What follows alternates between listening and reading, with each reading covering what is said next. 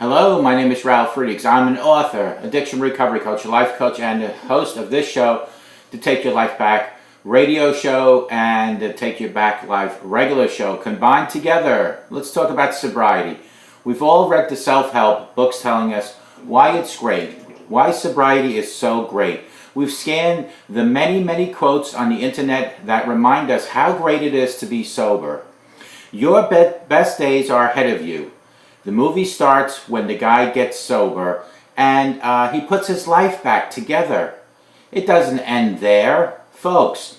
This stuff is fine, but we often don't shed enough light on the fact that there are hard things about sobriety that you must face. It can be uncomfortable and sometimes boring. We don't like to focus on that for fear of inciting relapse, but the truth is recovery is all about acknowledgement and the lack of denial. The good and the bad come with sobriety. Recovery from any addiction is hard in many psychological ways. Here are 3 unexpectedly hard things about sobriety as a reminder that you're not the only one that feels them. Number 1 on my list is change is uncomfortable. I know that you're likely thinking, duh, of course it's uncomfortable, or otherwise I would have done it way before now. What people fail to understand about recovery until they go through it is that the whole process is uncomfortable because it's an unknown factor. Addiction is always a known factor. It keeps you in the same place with the same feelings and the same state of being for however long you're living it. Addiction comes with predictable chaos. I like to say it is chaos. Oftentimes that chaos can become a comfortable norm. When you go through recovery, especially in those first couple months, my friends, everything feels uncomfortable. Everything is strange because you're seeing the world through sober eyes again. You're inside your deepest thoughts that are beginning you to make decisions about what is next. If you don't have that excuse of addiction holding you back, then what next? Not only is it change uncomfortable, it's scary. In the beginning stages of recovery, we are constantly trying to reevaluate life and what we want out of it now that we are becoming free of the chains that held us down. We don't know what that life will be, or will it be successful? Oftentimes we made a lot of poor choices through our addiction.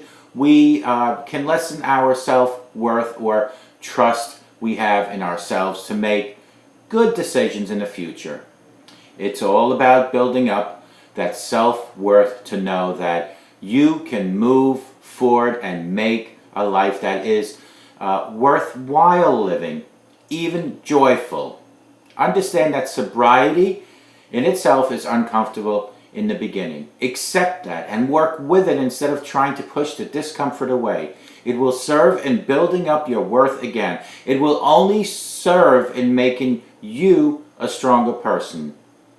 Number 2 on my list is you have high expectations to stay strong. I termed the phrase living in the flexible okay. A few months ago when discussing recovery, I used that term. It means exactly what you think it means. To live in the flexible okay that is recovery and can be content you found that place at all. There's always this assumption that goes along with seeking recovery. And it's that feeling that you've snapped your fingers, made the choice to get clean, and everything should align the way it's supposed to. That, my friends, will never happen.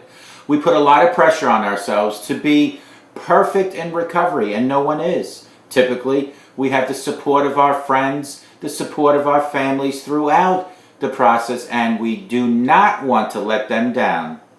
To let them down in recovery only means you feel like you disappointed them. You failed yet again.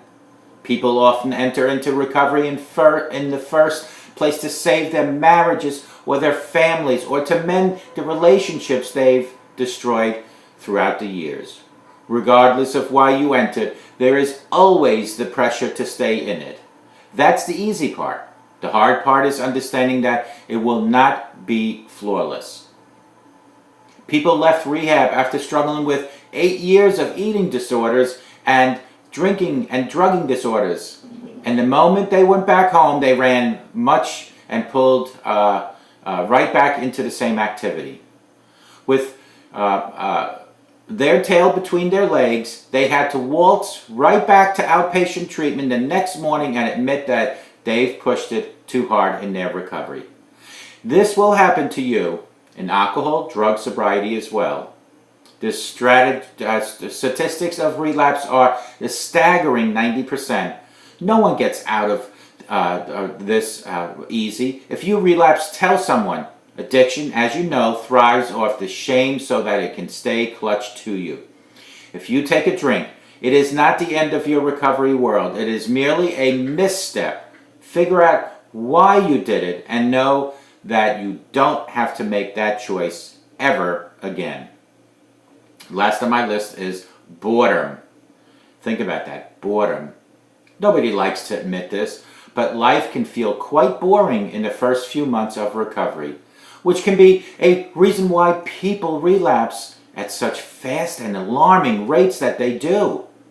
When you become so wrapped up in addiction, you lose everything else, who you are and what you are without the addiction.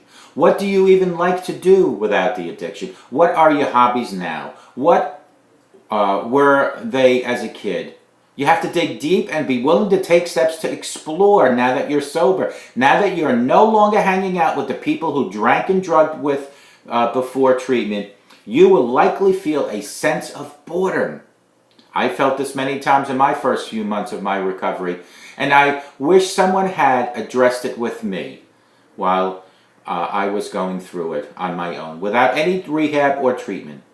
When you're feeling like you want to drink out of boredom, restlessness, or loneliness, and call your support group or your sponsor or a good friend.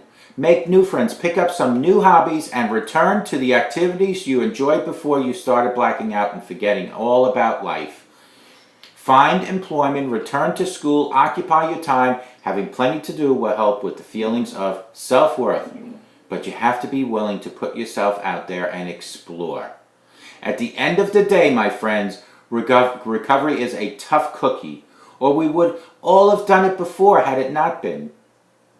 Being aware of what to expect and acknowledging that it's very uncomfortable in the beginning helps ease the psychological aspect and the psychological pressures we put on ourselves to have this perfect recovery story. Over time, it will get easier. These complex feelings will both fade and return at various times. That is the flexible recovery we all should expect and strive to keep. Call me at 844-405-HELP. Together, you and I, we can help each other take our lives back. Remember to be good to yourself and be good to others. And remember my book, Struggles Became My Strength. A simple smile to a total stranger can change their lives and change your lives forever as well. May God bless you. May God bless America. And my first book, Bottoms Up, Surrendering to God, Not to Booze, and Struggles Became My Strength are available at Amazon, Barnes & Noble, Books A Million.